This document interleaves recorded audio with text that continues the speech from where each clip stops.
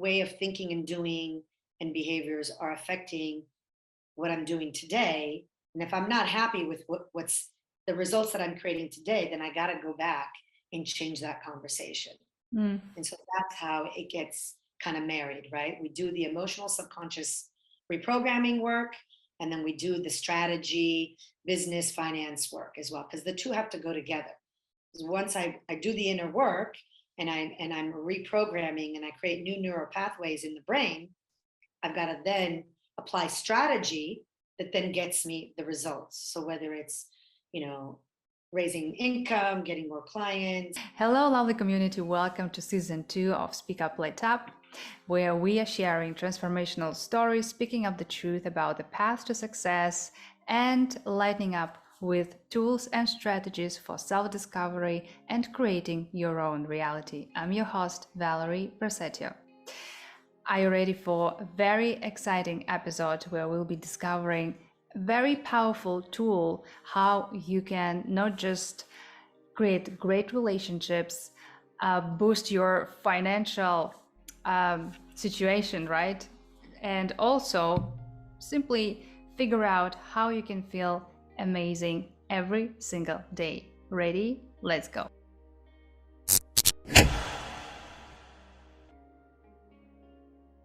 Nowadays, there are so many people, honestly, quite a big part of my clients who are in a constant self-discovery, what they should do, what is going on with their life. It can be some students who are not sure if they chose the right path for themselves. It can be 35 years ladies who are kind of transitioning from a corporate job to entrepreneurship because they're feeling kind of anxious about their life. They don't know what to do. They don't know how to restart the life. There can be a 57 years old man who is feeling like he dedicated the whole his life to support his family, and he has never been living for himself. And there are pretty many entrepreneurs nowadays who feel like they are building a huge vision, they're following their call, but at some point they face their reality, like the money are not flowing, and they are wondering, did they really choose the right industry? Are they really here themselves right and correct?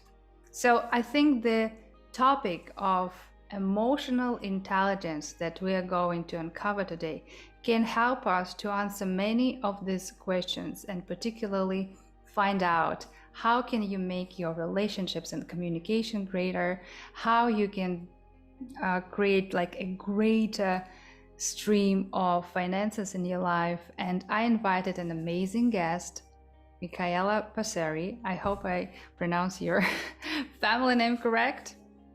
She's an award-winning emotional intelligence and business performance coach, best-selling author, international speaker, founder of the Emotional Money Mastery Program and the Love Your Evolution Retreat, who has over 20 years of experience building 6- and 7-figure businesses. Hi, Michaela.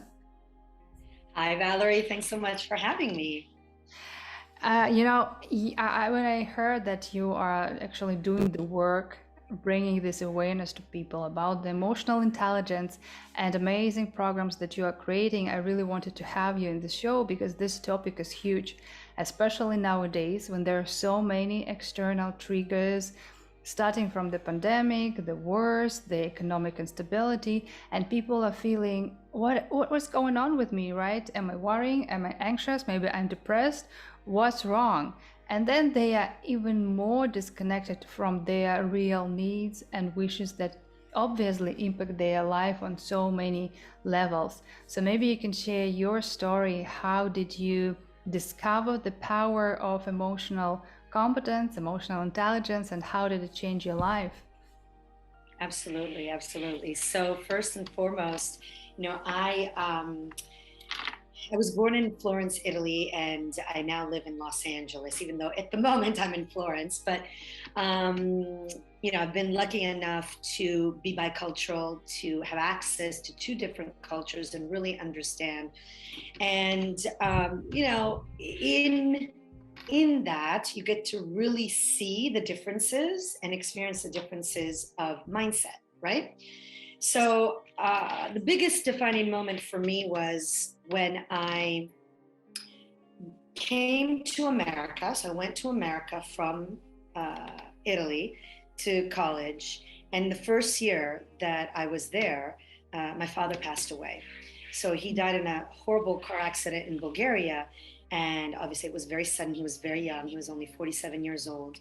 And it threw me in this, it catapulted me, I'm going to say, actually. I'm going to use strong words because it really was that. I was actually having a conversation with a client of mine over the weekend, but it catapulted me into a self-discovery journey because I wanted to understand what was happening to me. Because my reaction to the tragedy was, multifold. I mean, there were so many things that were going on inside of me, outside of me, all of that. And so I wanted to really understand what was happening. So when, as human beings, when we have an experience, whether it's traumatic or even not that traumatic, but it's an experience that procures an emotional response, and specifically a negative emotional response, as human beings, we might go into a flight or fight or survival mode, into really trying to tackle and experience and process those emotions. But sometimes we're not equipped, or sometimes we just don't know, right? And it's really part of the human experience. So for me, I wasn't equipped and I didn't know, right? And what happened is that I started having panic attacks. I was riddled with anxiety, barely could function, barely could go to work. I would actually start having panic attacks as I was driving, specifically when there was traffic, because I really felt like claustrophobic. And what it really was, it was unresolved emotions that I had with my father, the obvious tragedy of his passing, and then the inability that I had at the time to handle all of the emotions that were coming up. And so I wanted to understand myself, right? I wanted to understand myself, and I wanted to really, I wanted to stop the pain, really. I wanted to stop the pain because the pain of grief was immense and was intense. And so that journey is really what started, in my introspective journey. And I became so curious and so just like a sponge, I just absorbed. So I studied, I went to conferences, I went to seminars. And as I delved deep into my own self and understanding, everything I did gave me something, gave me an opening, gave me hope, gave me a possibility. And what at the end of the day happened was emotional intelligence was really what saved my life. Because as I was slowly peeling the onion in that self-discovery, I started making peace with my negative emotional past, right? From, my dad's passing, to failed relationships, to bullying, to, inferiority complex, feeling inadequate, everything, right? So it was really a whole journey that took me to understand that if we do not look at our emotionality, and we don't make peace with our past, and have really an attitude of possibility, live from an attitude of possibility, we're doing ourselves a huge disservice. Because in uncovering and releasing and really making peace with our past emotions and our emotional baggage, that's where our potential really starts to flourish and come out. Right? That's where we can really create a life of our own choosing and really live life by design. So, I mean, that's really, in a nutshell. There's so much more that I could go into, but that's in a nutshell. And obviously that's now what I do for my clients is, support them in the same thing. I think a lot of people can relate to your story, especially nowadays when people lose their close ones, they have to change their living conditions, maybe relocate. And I can relate with your story because both of my parents also died in car accident. Also simultaneously, they were like also relationships are falling apart. So I do understand what you mean. But when it said in crisis, when we experience huge pain, we have a choice to stay where we are and struggle, let the pain lasts quite short period of time. It's struggle that we choose to either follow this path of struggling, or you allow yourself to evolve into a completely different person. As you also mentioned, that was the starting point of self-discovery and changing life.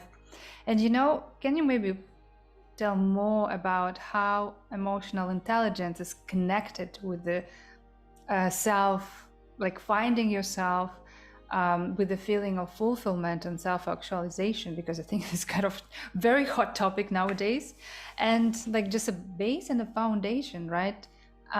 Very often, maybe not with everybody, but quite often when we are children, and we hear so often, don't do this, don't behave this way, no, you will not get this because I don't know, I will not buy you this kind of toy, you will not get this. When you have these messages all the time as a child, you have this kind of feeling that your needs and your wishes are not important. And the more you experience this, the more you are disconnected with who you are. And that's why as an adult, you're quite of asking, like questioning yourself, what actually I want? What actually I would like to achieve in life? Who am I? So maybe you can go a little bit like deeper into this, because so many people now on this path of finding themselves. Yeah. So, well, the first thing that we really want to understand is that emotional intelligence, there are 4 pillars in emotional intelligence. But before I go and share the 4 pillars, we want to really understand that we are emotional beings. Okay. We're not taught that. Society doesn't bring us up, and our families don't bring us up that way, because it's not part of our kind of culture. But in reality, we are emotional beings. So if we start from that point, really understanding that we are emotional beings, we are meant to feel and experience emotions, that those emotions affect us both mentally, but also emotionally, right? So when we have an emotional experience, we actually create thought processes and beliefs and conversations within ourselves about the experience that we're having. That is then what creates certain patterns, certain behaviors, certain inner conversations, right? So that initial emotional experience, coupled with the internal interpretation that we give to it, is what then kind of creates our future. Because what happens is those conversations get recorded in the subconscious mind, and unbeknownst to us, they're actually leading our life, right?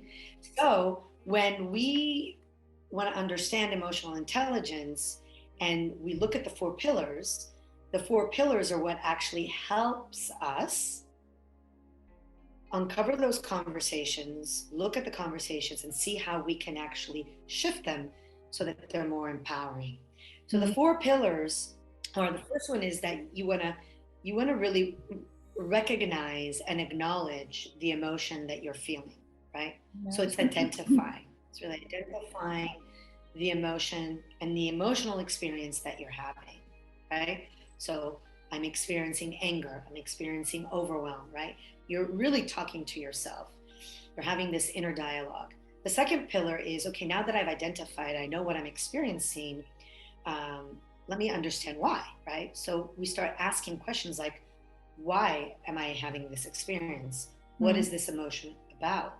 What's underneath it, right? So that's the understanding pillar. And the third pillar is the managing pillar. So it's like, okay, now that I've identified and I understand why, or at least I understand a little bit more what is happening, I can then manage, right? So managing is really important, and it's the core of emotional intelligence, because emotional intelligence is really self-management, self-regulation, right? So through acknowledgement and through understanding, I can then manage. And so what that looks like is, instead of having an instinctual reaction, right, to something that's happening, I'm actually taking a breath, I'm taking a step back, and I'm responding. I'm responding through strategy, I'm responding through empathy, I'm responding through cooperation, I'm responding through communication, right? I'm responding in many different ways, but I'm actually thinking about it. I'm actually like consciously making decisions instead of automatically taking Mm. an action, right? Yeah. Which really, the instinctive reaction is really part of who we are, because we are animals at the end of the day. We're Mm. rational animals, but we're animals. And so our first line of defense is instinctive. It's first of all going to protect, it's going to fight, it's going to flight, it's going to fear, right? That is what instinctively we are designed to do. So emotional intelligence actually allows us to take ourselves out of that animalistic response and into a more rational response, which is really what is our kind of secret sauce, right? Mm. It's what distinguishes us from the animal kingdom, the ability to use ration, right? To use our intellect, to use our mind to actually decide to take different actions, Yeah. to look at things differently, right? So then that's what that third pillar does, which is really the most important pillar. I mean, they're all important, but it is the most important one because that's what determines then how you experience life. Because if I'm responding instead of reacting, then my experience of life is more peaceful, it's more satisfactory, it's more loving, it's more caring, it's more joyful, right? Mm. And so then that brings us to the fourth pillar, which is really the strategy part, and it's the empowerment part, right? It's really called using. That pillar is called using, but I want people to understand that we're not using as a way of manipulation. We're using as a way of empowerment, meaning that we're using everything that we've understood, that we've acknowledged, that we've responded to empower ourselves. So to make decisions that are better for us, that are in best interest, to maybe communicate instead of hold back, to maybe show ourselves and make ourselves visible instead of hiding out, right? It's all of those things that then bring us a fuller experience of life, which then brings us joy, brings us happiness, brings us abundance and wealth and prosperity, right? Mm. So that's really what emotional intelligence can do for us. Yeah, well, wow, that's so true that also emotions are kind of a driving force to our actions, because if we are really skipping some of these pillars that you just mentioned, we either way in trouble and making the situation even worse, or we take these emotions under control and build completely different strategies to cope with these emotions first of all, but also with the situation, and find multiple solutions. That's why we're telling that how much your relationships can be impacted, you can make it really so much greater and richer and fruitful, as it's personal or business, when you take control your emotions under this kind of management and empowerment stage. The same with your finances, and I don't know, any like health, mental health specifically as well. But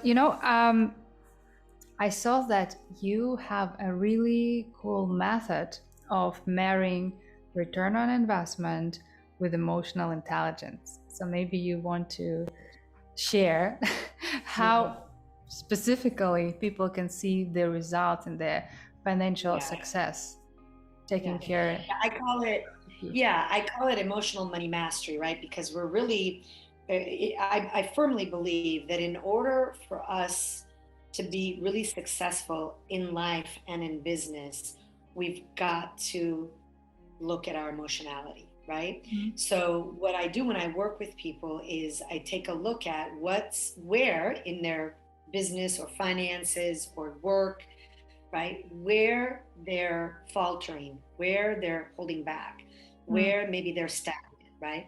And then from there, we actually kind of move backwards. We really look at, okay, what are the thought patterns, the behavioral patterns, the decision patterns that have gotten you there?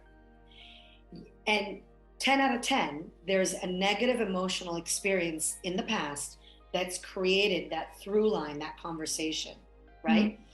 So in order for this, the business, the job, the relationship, the finances to change, we've got to resolve and make peace with whatever happened in the past. And I'm not talking about, talk therapy. It's really not. It's really more, it's a subconscious mind reprogramming.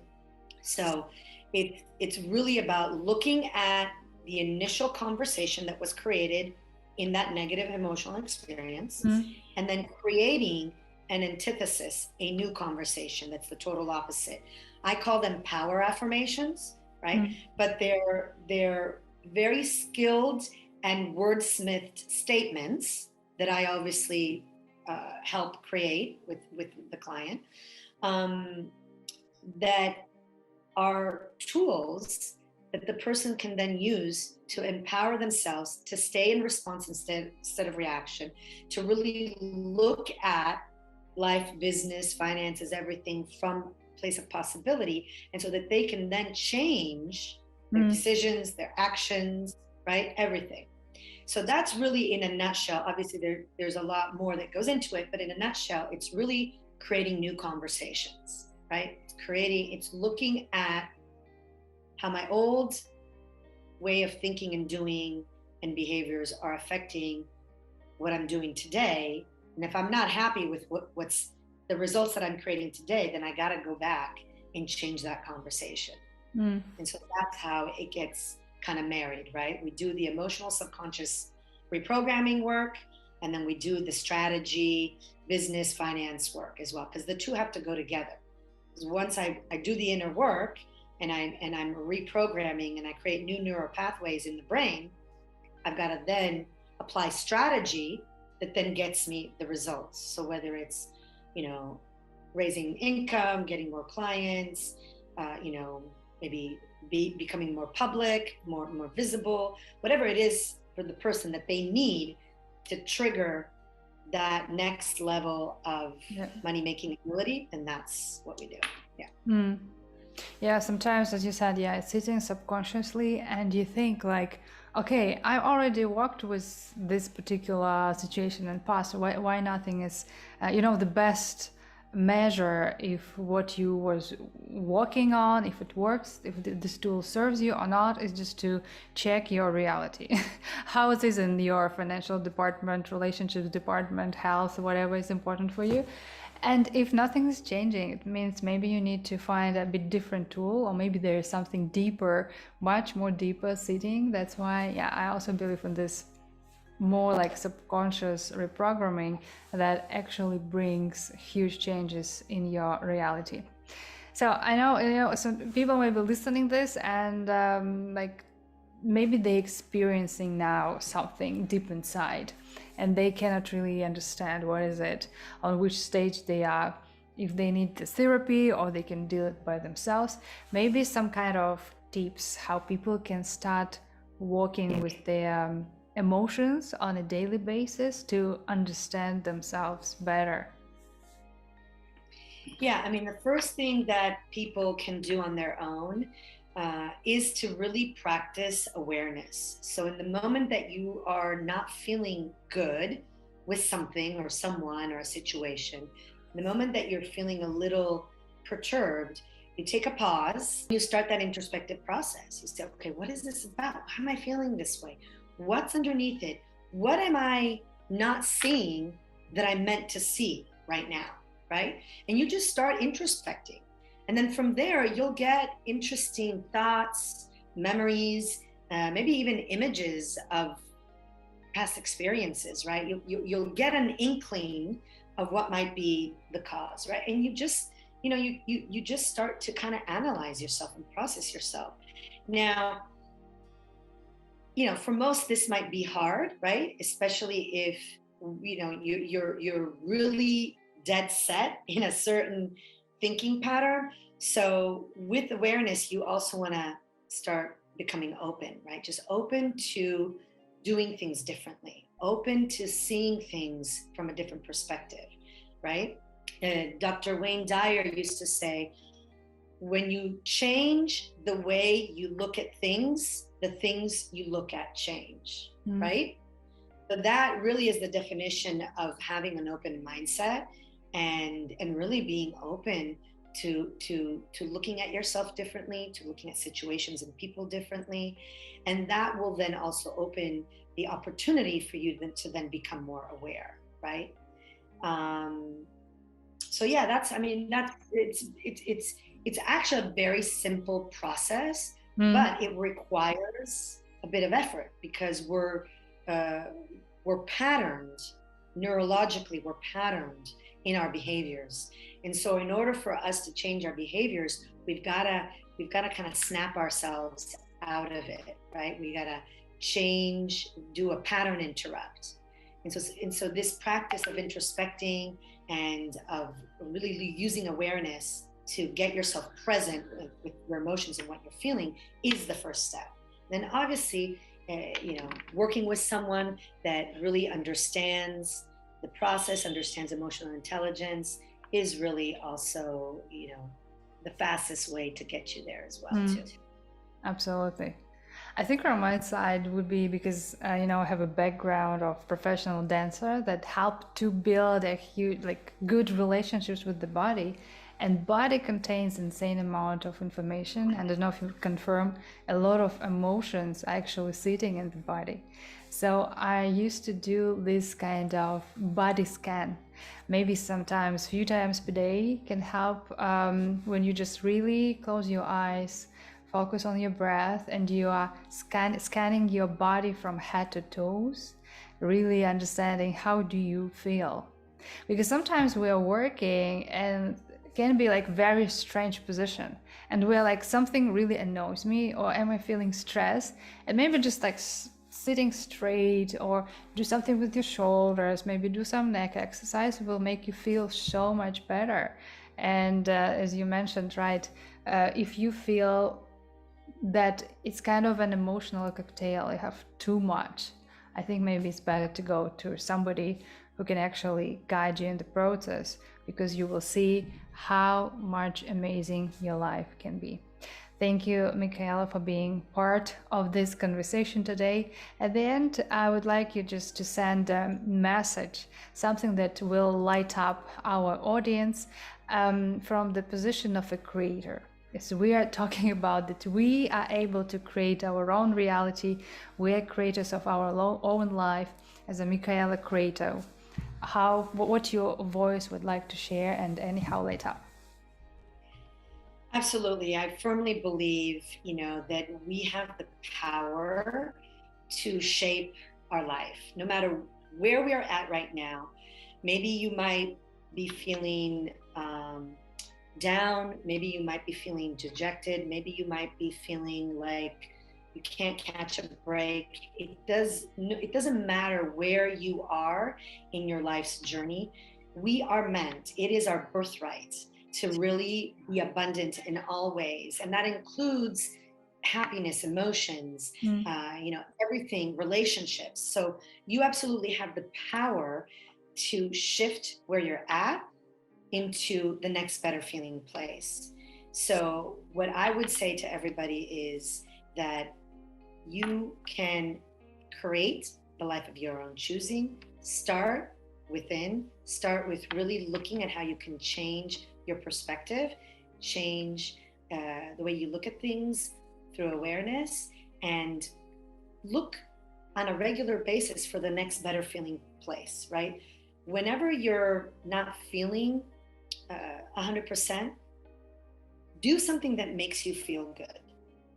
That feeling, that feeling of joy or happiness, or maybe even just peace that you feel from something that makes you feel good, allows you to then start that perspective change, that perspective shift, right? So you have the power. You can absolutely create the life that you want and have, and be the creator, really. I mean, I'm living proof. I know you, Valerie, are as well. So we can all do it. Absolutely. Can't agree more. Thank you very much one more time for being here today with us. And if you want to learn more about Michaela's work, if you need support nowadays and deal with some emotional challenges, we will leave the link in the description box below. Just check, click it. Thank you very much, and see you in the next episode.